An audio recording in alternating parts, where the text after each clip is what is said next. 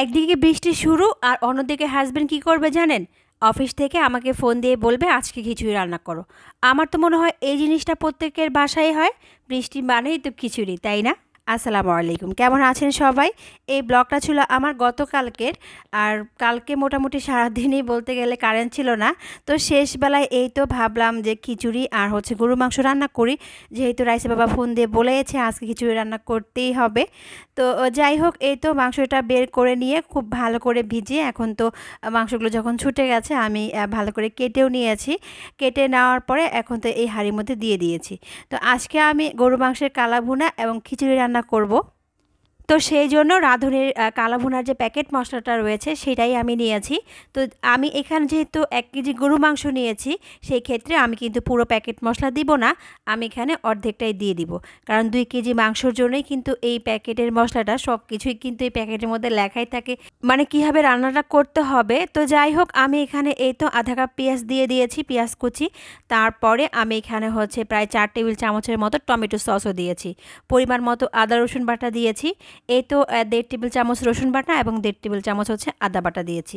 তারপর হলুদের গুঁড়া এবং মরিচের গুঁড়া, যেহেতু এখানে কালা ভুনার মশলার প্যাকেটটা দিয়েছি সেক্ষেত্রে এই মশলাগুলো কিন্তু একটু অল্প করেই দিচ্ছি। এরপর এলাচ, দারুচিনি এগুলোও দিলাম। এখন আমি এখানে কিন্তু সয়া সস দিয়ে দিয়েছি 2 টেবিল চামচ। তো এখন দিব হচ্ছে সরিষার তেল, যেটা হচ্ছে কালা ভুনার মধ্যে অবশ্যই দিতে হবে, মানে গরু মাংসের কালা ভুনা রান্না করলে কিন্তু অবশ্যই এই সরিষার তেলটা দিতে হবে।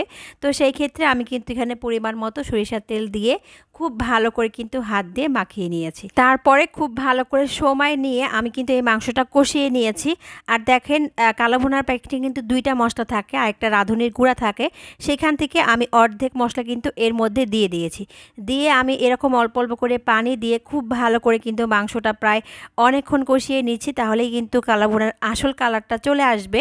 তো প্রায় 2-3 বার এরকম অল্প অল্প পানি দিয়ে কষিয়ে নেওয়ার পরে এরকম কালারটা কিন্তু হয়েছে। এছাড়াও আমি কিন্তু মাংসটা আরও কিছুক্ষণ কষিয়ে নিব। আর পানি দিয়ে এইভাবে কষিয়ে নেওয়ার একটাই কারণ, যাতে করে মাংসের যে মশলাগুলো রয়েছে সেটা যেন পুড়ে না যায়। আর পাশের চুলায় এই তো আমি আজকে মুগের ডালের খিচুড়ি রান্না করছি। আর সেই জন্য আমি এখানে চাল ডাল ধুয়ে আগে রেডি করে রেখে দিয়েছিলাম। এখন শুধু পেঁয়াজ, তারপর হচ্ছে এলাচ, দারুচিনি এগুলো তেলের মধ্যে ভাজার পরে চাল ডালগুলো কিন্তু দিয়ে দিয়েছি। এখন এক এক করে প্রত্যেকটা মশলা আমি কিন্তু এর মধ্যে দিয়ে দিচ্ছি। তো এই তো আমি এখানে আদা রসুন বাটাও দিয়েছি পরিমাণ মতো, সামান্য পরিমাণ। তারপরে আমি এখানে ঘি দিয়েছি, তারপরে হলুদের গুঁড়া, মরিচের গুঁড়া মনে হচ্ছিল কম হয়েছে, এরপর কিন্তু আবারও দেওয়া হয়েছে। আচ্ছা, আমি যে মশলাদানিটা ব্যবহার করি, মানে হলুদের গুঁড়া, মরিচের গুঁড়া, ধনিয়া গুঁড়া এগুলো যে রাখি যে মশলাদানিটার মধ্যে, সেটা নিয়ে অনেকেই কমেন্ট করেন যে আমি এটা কোথা থেকে কিনেছি। আমি এই মশলাদানিটা হচ্ছে নিউ মার্কেট থেকে কিনেছি। যদি আমি কোনো পেজ থেকে কিনতাম অবশ্যই আপনাদেরকে বলে দিতাম। তো যাই হোক, আপনারা কিন্তু নিউ মার্কেটে যে কোনো কুকিং সেটের দোকানেই কিন্তু পেয়ে যাবেন। আমি ছোট্টটা কিনেছি, একটু পরে আপনাদেরকে দেখাচ্ছি। আর এই তো দেখেন, আমি কিন্তু খিচুড়ি চালটা খুব ভালো করে ভাজার পরে পরিমাণ মতো পানিও দিয়েছি। আর এইখানে মাংসটা কিন্তু খুব ভালোভাবে আমি আরও কিছুক্ষণ কষিয়ে নিয়েছিলাম। কষিয়ে নেওয়ার পর এই তো এই অবস্থায় চলে আসছে। এরপর আমি এখন পুরোপুরি রান্নাটা করে ফেলবো। তো সেই জন্য পরিমাণ মতো ঝোল দিয়েছি।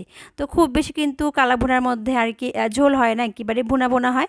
তো সেই মতোই কিন্তু আমি ঝোলটা দিয়ে দিয়েছি। আমার খিচুড়ি রান্না কিন্তু হয়ে গেছে। শেষের দিকে একটু পেঁয়াজ বেরেস্তা দিয়ে দিয়েছিলাম। মুগ ডালের খিচুড়ি আমি এভাবেই আর কি রান্না করি। আর এই যে কালা ভুনা, এই রান্নাটাও কিন্তু হয়ে গেছে। তো ওই যে বললাম, খুব বেশি কিন্তু ঝোল হয় না, এরকমটাই কিন্তু ভুনা ভুনা হয়।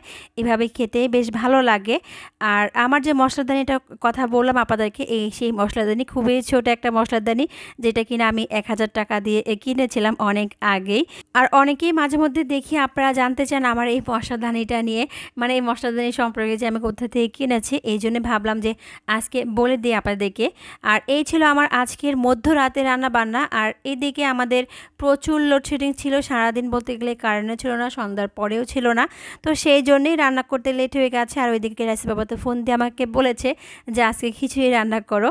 তো এই ছিল আমার আজকের গরু মাংসের কালা ভুনা এবং হচ্ছে মুগ ডালের খিচুড়ি। আজকের ব্লগের রান্নাগুলো যদি ভালো লাগে অবশ্যই শেয়ার করে রাখবেন একে অপরের সঙ্গে।